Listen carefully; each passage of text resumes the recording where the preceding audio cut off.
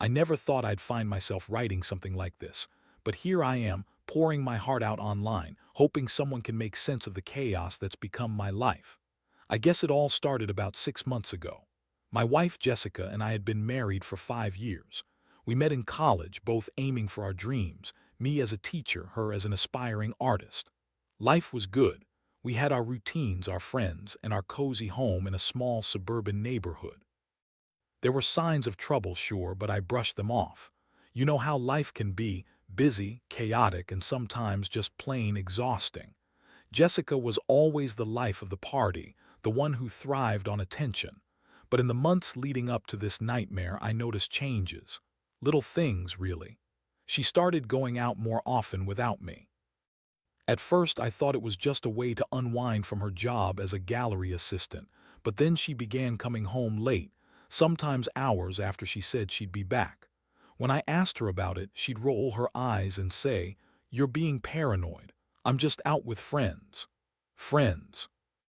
I never seemed to meet, by the way. I tried to discuss it with her openly, but every conversation turned into an argument. She'd get defensive, calling me controlling and needy. I felt like I was walking on eggshells, and the love songs we used to enjoy together felt like a distant memory. I was worried but trying hard to keep things together. That's what you do in a marriage, right? You fight for it. Then came the fateful day that turned my world upside down. I was at home grading papers and half watching a terrible reality show when I got a text from a number I didn't recognize. It was a picture, a blurry, grainy shot of Jessica in a bar with some guy. He had long hair and a guitar slung over his shoulder. My stomach dropped.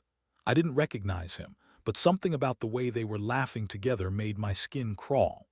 I stared at that photo for what felt like an eternity, trying to convince myself it was a mistake, a misunderstanding. Maybe he was just a friend. Maybe they were just having fun. But deep down, I knew this wasn't just a simple night out. There was something more going on. I took a deep breath, trying to calm the tornado of emotions swirling inside me. I had to confront her. The betrayal that loomed over me was suffocating. That evening, when Jessica finally got home, she was surprisingly cheerful. I couldn't understand how she could act like everything was fine while I was harboring this storm inside. I had made a decision. It was time to face the music.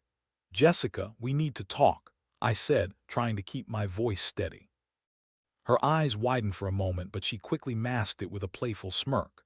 "Oh, what's the big deal this time? Did I forget to take out the trash?" "No, it's about you and—" I hesitated, trying to find the right words. "It's about you and that guy in the photo."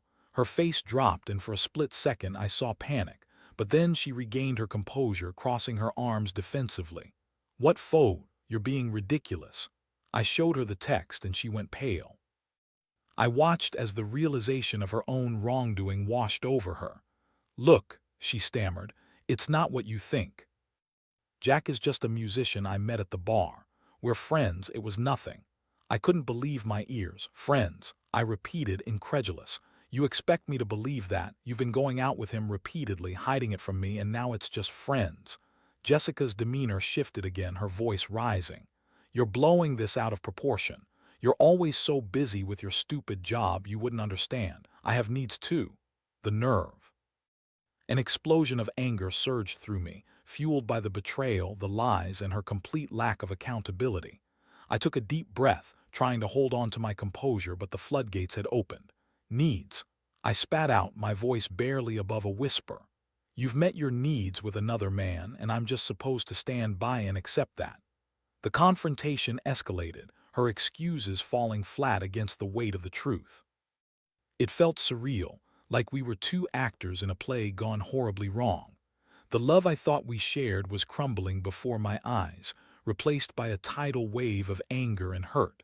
As the night wore on, I was left with a gaping hole in my heart, struggling to comprehend the reality that my wife had betrayed me, and for what? A musician who would end up dumping her months later. It felt like a sick joke. Yet, as painful as that moment was, it was only the beginning of my emotional journey that lay ahead. The sense of betrayal was still fresh, and I needed to think clearly. How would I move forward? What would my next steps be? I had to figure it out. Struggling to comprehend what had just transpired, I spent the next few days in a fog. The initial shock had morphed into a dark cloud of anger, confusion, and overwhelming sadness. I replayed the confrontation in my mind constantly, dissecting every word, every glance, trying to find something, anything, that would explain how we arrived at this moment. Jessica had spent years claiming she wanted to build a life with me, yet here I was, a man betrayed. The stark reality was difficult to escape. I felt like I was living in a nightmare where nothing made sense anymore. I started to notice how the things I once cherished about our life together began to feel tainted. The pictures of us on vacation in Hawaii, the framed photo from our wedding day, each of them, a reminder of the person she pretended to be. It became clear to me that I couldn't just let this situation linger. I had to find out more about what was really going on. I had this desperate need for clarity, so I started to investigate. I didn't want to jump to conclusions, but I couldn't ignore the gnawing feeling in my gut that there was much more to the story than Jessica had revealed. I knew I had to tread carefully. One afternoon, I decided to check her phone while she was in the shower. I felt like a creep doing it, but I needed to know the truth. As I scrolled through her messages, my heart raced. I found numerous exchanges with Jack, the musician. They were flirtatious, filled with emojis and inside jokes that made me sick to my stomach. It was as if a dagger was piercing through my chest with each message I read. Then I saw something that made my blood run cold. Plans for a weekend trip together. A trip. My mind reeled at the thought. Of my wife, the woman who vowed to love and cherish me, making plans to escape with another man. I felt a whirlwind of emotions, anger, sadness, betrayal, all swirling around me like a tempest. When Jessica finally emerged from the shower, she seemed oblivious to the storm brewing inside me. She was wrapped in a towel, her hair damp and loose around her shoulders. I felt a rush of rage at the very sight of her. How could she act so normal while hiding such a massive betrayal? I needed to confront her again, but now with concrete evidence. "Jessica, we need to talk again," I said, my voice steady but my heart raced. "What now?" she replied, annoyance creeping into her tone as she dried her hair. I placed her phone on the kitchen table, my hands shaking as I pointed to the screen. "Do you care to explain this?" Her eyes widened as she caught sight of the messages. For a moment, she looked genuinely shocked, but that quickly transformed into a defensive glare. "You're really going through my stuff. Are you serious right now? Don't try to turn this around on me, you think. I want to invade your privacy. You've made my life a living hell and now you want to play the victim." She scoffed, rolling her eyes. "Those texts mean nothing. You're overreacting." "Overreacting," I shouted, feeling the anger boil over. "You're planning a getaway with this guy. You're betraying me, and you have the audacity to sit here and act like it's nothing." The confrontation escalated again, but this time she wasn't just defensive, she was angry. "You never pay attention to me anymore. It's always about your stupid job. I needed someone who understands me, who appreciates me." There it was, the blame shifted back to me. I felt like I was losing my mind. "So you found that in Jack?" I asked, incredulous. "A guy who plays music in bars, is that really the depth you need?" Jessica's face twisted in anger. "Better than being ignored, at least he listens to me." I didn't even know how to respond to that. My heart sank deeper into my chest. I had poured everything into this marriage, and here she was, blaming me for her choices. It was infuriating, and I could feel the tears welling up in my eyes. "You've destroyed us, Jess," I said quietly, the weight of sorrow pressing down on me. "I thought we could work through anything, but this is different. This isn't just a mistake, this is a betrayal." The silence in the room was deafening. I could see the remorse flickering in her eyes, but it was overshadowed by her stubborn pride. "You're being dramatic. I can't believe you'd even think about ending this over a stupid fling." "A fling?" I echoed, my heart racing. "You think this is just a fling? You don't just plan weekend getaways with someone casually. You're hiding this from me and you think I can just ignore it." Her expression changed as it dawned on her that I was serious. For the first time, I saw a crack in her confidence. "What do you want me to say?" she asked, her voice shaky. "I messed up, okay, but I didn't mean to hurt you. That's the thing, Jessica, you did hurt me. You hurt me deeply, and I don't know if I can ever trust you again." I left the room feeling shattered. As I sat in the living room, replaying our argument in my mind, the reality settled in. I was standing at a crossroads.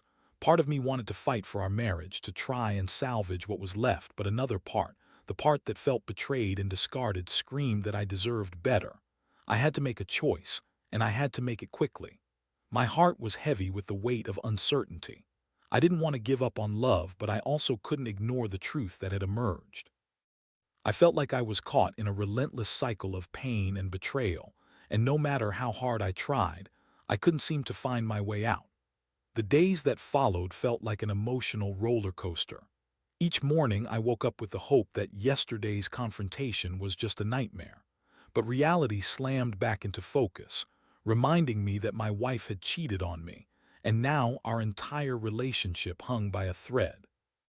I was stuck in a limbo, neither here nor there, trying to figure out what to do next. Jessica seemed to sense the distance growing between us, but she didn't know how to bridge the gap. She tried small gestures to reconnect, making my favorite breakfast, leaving sweet notes around the house, but they felt hollow. It was like she was trying to patch a gaping hole with band-aids. I couldn't shake the feeling that she was simply worried about losing her safety net, not that she genuinely regretted her actions. Thus, with each gesture, I felt more resentful, more isolated. One evening, I decided to visit my best friend, Mark. He had always been my go-to for advice, and after what I had experienced, I needed an outside perspective. As I shared the details of my situation, I watched his expression shift from concern to disbelief. "Dude, she cheated on you with a guy who plays music in bars," he said incredulously. "That's a cliché straight out of a bad rom-com. You deserve better than this." I sighed, running my hands through my hair. I know, but I feel torn. Part of me wants to fight for her, to fight for us, but another part knows I can't just ignore what she did. It's like I'm stuck between love and betrayal. Mark leaned forward, his voice serious. "You have to think about what you want, man. Do you want to rebuild this, or do you want to walk away?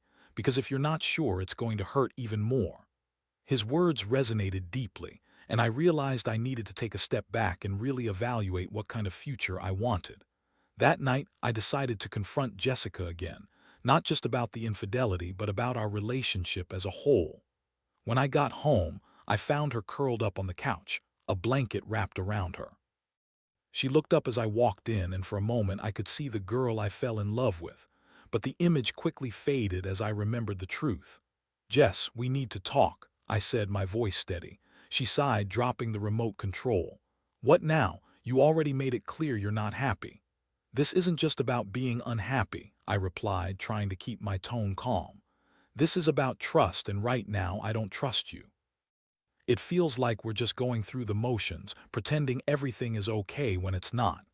Her eyes narrowed defensively. "So what? You want me to just give up because I made a mistake?" "No, I want you to own up to what you did. You act like this was some momentary lapse, but this isn't a minor betrayal. You hid things from me. You made plans to be with someone else." "I told you it meant nothing," she insisted, her voice rising. "You're the one making it into a bigger deal than it is." I felt a wave of frustration wash over me. "If it meant nothing, why did you hide it? Why do you think I'm here trying to understand? You broke my heart, Jess. You broke us. And I need to know if you want to fix this or if you think we can just sweep it under the rug." Her silence was deafening. I watched her expression shift, the anger giving way to a flicker of vulnerability. "I don't know," she finally admitted softly. "I thought I could have both worlds. I thought I could find happiness in something new without losing you. But now I see the mess I've made." That admission hit me like a freight train. I wanted to believe that she was genuinely remorseful, but the reality of her choices loomed large. "Do you love him?" I asked, my voice trembling slightly. She looked away, tears brimming in her eyes. I don't know, it was exciting and I got caught up in it, but what we had, it was real. I didn't want to lose that." "Then why did you risk it?" I pressed. "Why put us in jeopardy for a fling? Was it really worth it?" Her head dropped, and for the first time I saw genuine regret on her face. "I thought I was missing out on something. I wanted to feel alive again, but I didn't realize what I had to lose." "Jessica, I can't keep doing this," I said, my voice cracking. "I can't keep coming back to the same conversation hoping something will change. Trust is something you rebuild over time, but right now, I feel like you're just saying what you think I want to hear." She reached out for my hand, but I pulled away, the physical distance reflecting the emotional chasm between us. You need to figure out what you want, I continued, because I can't keep living like this. The conversation left us both in tears, but it also gave me clarity. I knew I couldn't continue living in this limbo. I had to make a decision about our future. That night, I lay awake in bed, staring at the ceiling. I kept replaying Jessica's words in my mind, trying to decipher the truth behind them. I had always valued honesty, transparency, and loyalty in my relationships. As the dawn broke, I realized I was at a crucial turning point. I had to decide whether to fight for our marriage or to cut my losses and move on. I was tired of feeling like a puppet in a twisted play. Whatever choice I made would change the course of my life, and I knew it had to be made soon. The lingering uncertainty was suffocating, and I needed to reclaim my own happiness. But how? I had no idea what lay ahead, but I was determined to find a path forward, even if it meant facing the truth I had been avoiding for too long. As the sun rose the next morning, I felt an urge to take control of my life again. The clarity I had gained in the middle of the night had ignited a fire in me, a desire to reclaim my power. I decided that I would no longer be a passive participant in this heart-wrenching saga. I was going to act, not out of rage, but out of a firm determination to either rebuild my marriage or move on to a better future. I resolved to have one last conversation with Jessica, but this time, it wouldn't be just about our relationship. I needed to make it clear that I wouldn't tolerate any more lies. I had to establish the boundaries I needed to protect myself. It was time for honesty, a raw, unfiltered honesty. When Jessica came down for breakfast, I was already seated at the table, a cup of coffee in hand. She looked tentative, as if she could sense the gravity of the conversation ahead. I took a deep breath, steeling myself for what I hoped would be a constructive discussion. "Jess, I've been thinking," I started, trying to keep my tone neutral but firm. "I can't do this anymore. I'm tired of the hurt and I won't keep putting myself through this uncertainty." Her eyes widened in surprise. "What do you mean?" "I mean I need to know where we stand," I said, my voice steady. "I can't keep going back and forth. Either we work on rebuilding the trust or we need to seriously consider separating." She blinked at me, caught off guard. "You want to separate just like that?" "It's not a decision I'm making lightly," I continued. "But I can't stay in a relationship that feels like it's built on lies. If you can't commit to being honest with yourself and with me, then this can't work. I deserve better than waiting around for you to decide if I'm worth keeping." Jessica's expression shifted from shock to anger. "So you're just going to give up on us, after everything we've built together?" "It's not about giving up, Jess. It's about recognizing what's happening right now. You've betrayed my trust. I need to know if you want to be here and if you want to be committed in this relationship. I can't fix this alone." There was a long pause as she absorbed my words. I could see the gears turning in her mind. She finally spoke, her voice trembling. "I do love you. I want to fix this, but I don't know how." "Then we need to start from scratch," I said firmly, feeling a sense of resolve swell within me. "I think we should consider counseling. It might help us communicate better and understand why we ended up here. But you have to commit to it fully. No more games, no more hiding." "I can do that," she replied, her expression softening as she reached for my hand. "I'll do anything. I'm sorry for hurting you. I was stupid and I took everything for granted." I hesitated, pulling my hand away. "Sorry isn't enough anymore, Jess. This has to be about actions, not just words. You need to show me that you're serious about changing." As we discussed the possibility of counseling and how we might rebuild our relationship, I felt a mix of hope and skepticism. Part of me wanted to believe that we could mend what had been broken, but another part couldn't shake the fear of being hurt again. I was cautious, unwilling to dive headfirst into a promise that might just lead to more heartbreak. Over the next few weeks, we began attending counseling together, and it felt like a critical step in the right direction. The therapist guided us through the complex dynamics of our relationship, helping us uncover layers of unaddressed issues, communication breakdowns, unmet needs, and fears that had festered beneath the surface. In those sessions, I learned that Jessica's infidelity did mean she didn't love me. It stemmed from her own insecurities and a desire for validation. It didn't excuse her actions, but it helped me understand that she was grappling with her own demons. For her part, Jessica began to open up about the pressure she felt to be perfect and how her art had become a source of frustration rather than fulfillment. It was hard to hear, but I recognized my own shortcomings in not paying enough attention to her struggles. We started to communicate better, sharing our feelings and fears openly rather than shying away from difficult conversations. It was a slow process, and it took time for me to let go of the anger and hurt, but I started to feel hopeful again. However, just as things seemed to be improving, the specter of her affair loomed large. I couldn't shake the feeling that the trust would take much longer to rebuild than I had anticipated. One evening, while we were cooking dinner together, my mind wandered back to Jack, the musician. I couldn't help but feel a pang of jealousy and insecurity. "Jess, can I ask you something?" I said cautiously, feeling the tension in the air. "Sure, what's up?" she replied, her back to me as she chopped vegetables. "How do you feel about Jack now?" "I mean, do you still think about him?" She paused, her knife frozen midair. I can't lie and say I don't think about him, but it doesn't mean I want to be with him. I chose you and I regret my choices. I want to move on. Can't we just focus on us?" I felt a mix of relief and apprehension. "I understand, but it's hard not to feel insecure about it. I need to know that I'm still the one you want." "I want you, I do. But it's going to take time for both of us," she admitted softly, turning to face me. I nodded, my heart heavy with the weight of our situation. We were trying to rebuild, trying to find our way back to each other, but it felt like we were navigating through a fog with no clear direction. The road ahead was uncertain, and while I was willing to fight for our marriage, I couldn't ignore the lingering doubts that still clouded my mind. One night, after our counseling session, I lay in bed contemplating the future. I didn't want to live in fear of betrayal again, but I also didn't want to give up on the woman I loved. It was a delicate balance, and I realized I had to be patient with both her and myself. We were on a long journey, and while I wanted to believe that we could emerge stronger, the road to healing was riddled with obstacles. I felt like I was standing at a crossroads once more, caught between the love I still had for Jessica and the fear of being hurt again.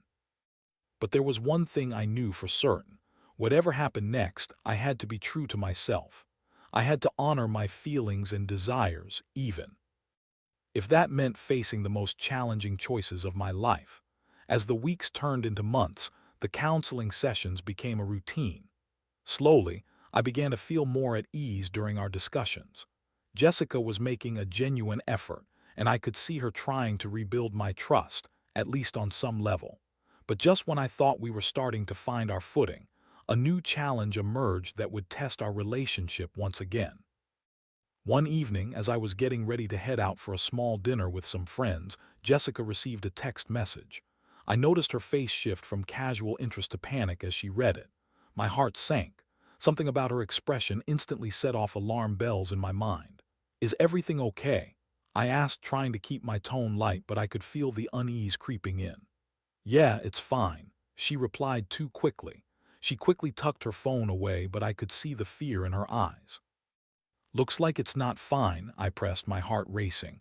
"Who was it?" She hesitated, biting her lip, and suddenly I was struck by the weight of that moment. "It was Jack," she finally admitted, her voice trembling. "He just wanted to check in and see how I was doing." I felt the ground shift beneath me, the anger rising like bile in my throat. "He wanted to check in. Jess, we're still dealing with the fallout from your affair. Why are you even answering him?" "It's not what you think. I didn't want to be rude," she protested, but her voice faltered under the weight of my glare. "Not what I think. You're talking to the guy you cheated on me with while we're trying to rebuild our lives together. That's a huge problem."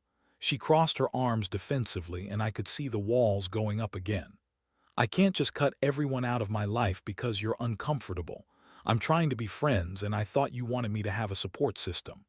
"Support system? This isn't about support. It's about trust, and you're giving me every reason to doubt you again.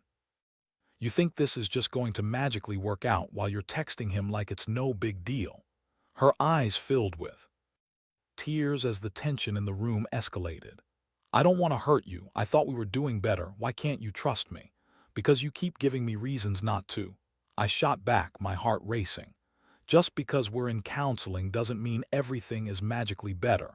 You need to take this seriously. We stood there in that charged silence, both of us breathing heavily, frustration simmering in the air. I could feel the distance between us widening again, and I was terrified of what that meant for our future.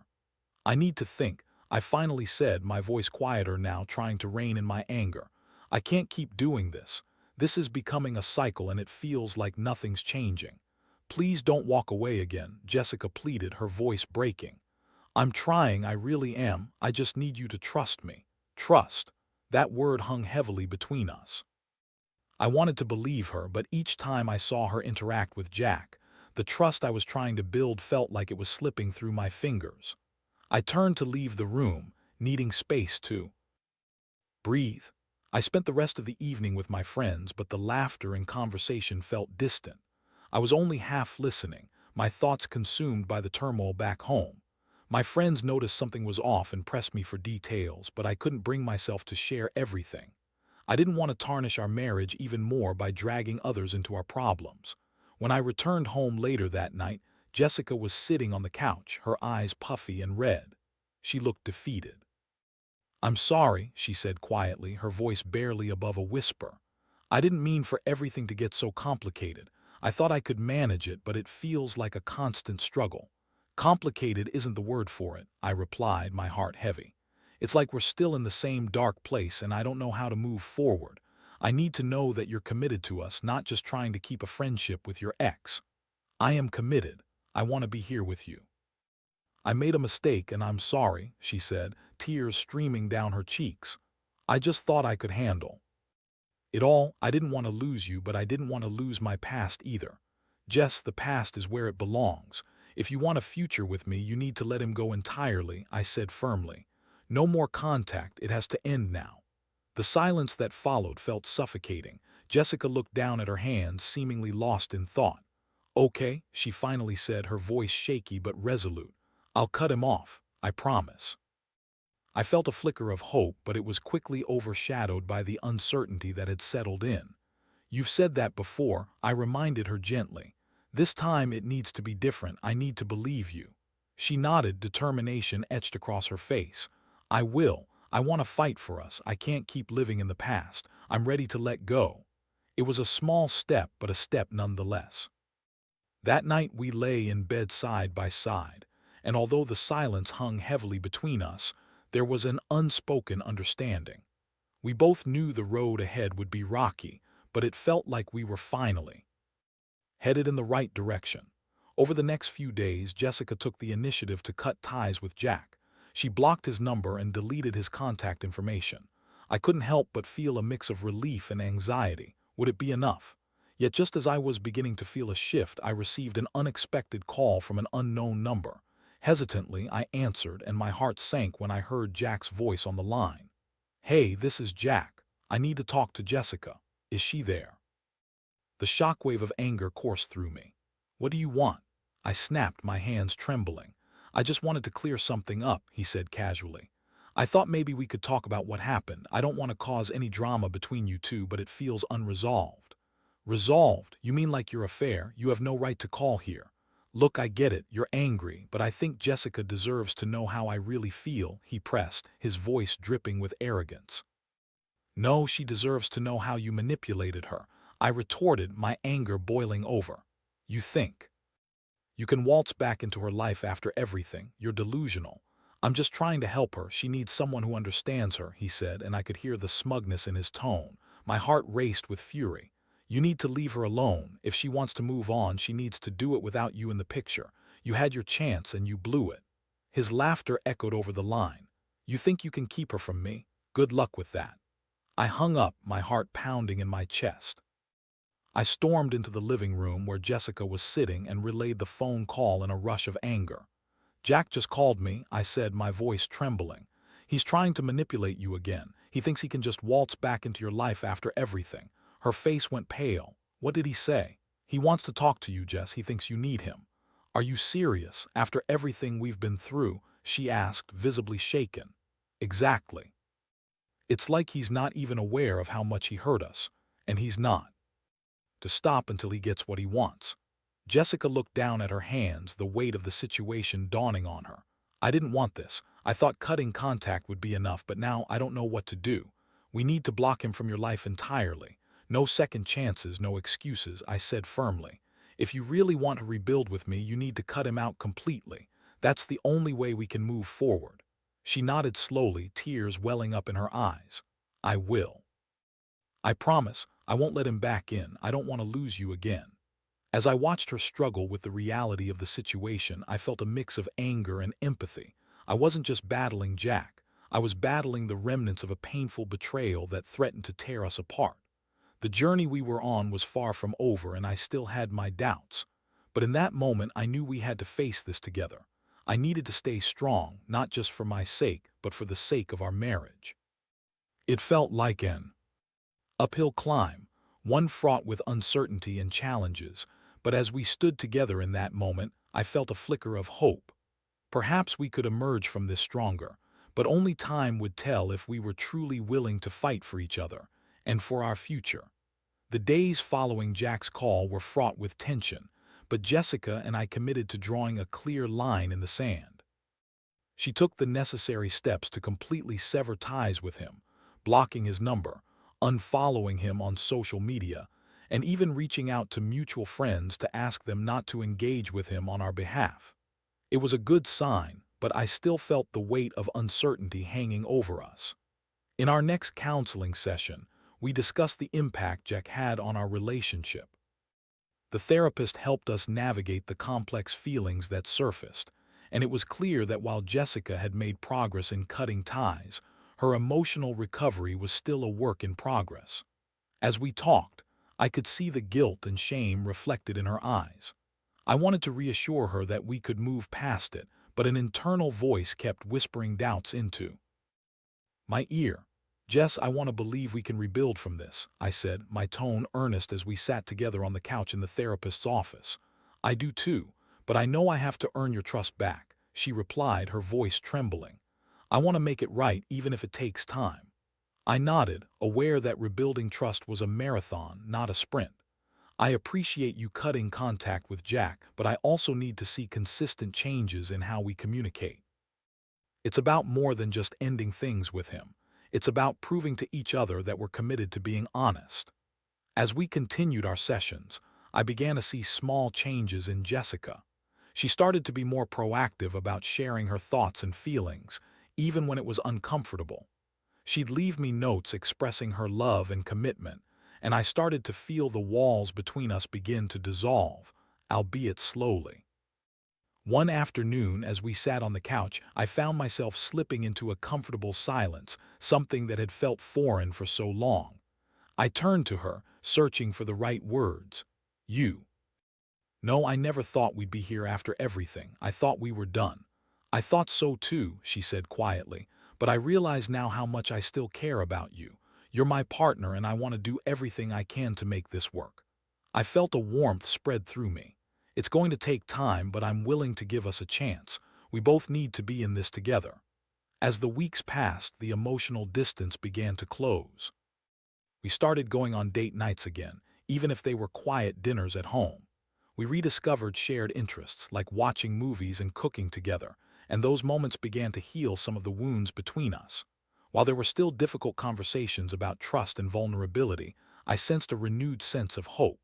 But just when things seemed to be improving, Jessica received a message from one of her friends, who unknowingly brought up Jack again. Oh, I saw Jack playing at that bar downtown. He was really good. You should come see him. The moment I saw her face fall, I felt a wave of anger wash over me. You're not serious, I said slowly, my heart racing. You're not considering going to see him, are you? No, of course not. I didn't expect it to come up like that. She bit her lip, visibly shaken. I don't want to hurt you. I can't help but feel that my trust is being tested again, I said, my voice strained. I need to know that you won't put yourself in that position ever again. It's not just about Jack, it's about you honoring our commitment to each other. Tears welled in her eyes. I understand, I'm sorry, I should have known better, I won't go see him, I promise. Her emotional response struck a chord within me. I realized that this moment, this slip, was an opportunity for growth, not just for her but for us both. Rebuilding trust was about understanding that mistakes might happen, but what mattered most was how we chose to respond to them. "I want to believe you," I said softly, moving closer to her. "But this is a two-way street. I need you to acknowledge how it affects me too. I do, I want to be better for both of us," she insisted, wiping her tears. "We can get through this. I promise I'll be careful from now on." We embraced tightly, both of us aware that the road ahead would still be rocky, but I felt a renewed sense of commitment between us. Despite the lingering uncertainty, I chose to believe in our potential to heal. As the days turned into weeks, I became increasingly aware of the changes in our dynamic. Jessica's efforts to be transparent and vulnerable allowed us to explore deeper emotional connections. We started discussing our dreams, our fears, and our families. It felt rewarding to build a new foundation on the remnants of what we had previously shared. One evening, as we were cooking together, I turned to her and said, "You know, I never thought we'd come this far after everything. I'm proud of us." "Oh, me too," she replied, her eyes brightening. "I never want to take you for granted again. You mean too much to me." We shared a tender moment, and I felt a flicker of hope ignite within me. Maybe we could emerge from this stronger than before. Eventually, we decided to take a weekend trip to a cabin in the woods, just the two of us, to reconnect away from the distractions of our everyday lives. We spent our days hiking, cooking, and laughing, a simple reminder of the joy that brought us together in the first place. It felt good to rediscover the magic of our relationship without the shadow of betrayal looming overhead. As we sat by the fireplace that evening, I reflected on how far we had come. "It's been a long journey, but I think we're finally finding our way," I said, my heart full. "I agree," Jessica said, leaning her head against my shoulder. "I've learned so much about myself through this experience. I want to be the partner you deserve." In that moment, I realized that while the scars of betrayal would always be there, we had the power to turn those wounds into strengths. We were learning how to communicate, how to be honest, and how to love each other fiercely, even in the face of adversity. As the flames crackled in the fireplace, I felt a sense of peace settle over me. We had both faced our demons and emerged on the other side, ready to embrace whatever challenges lay ahead. Although the road to healing was long and winding, I was committed to walking it with Jessica. Together, we had weathered the storm, and perhaps, just perhaps, we could rewrite our love story, one chapter at a time.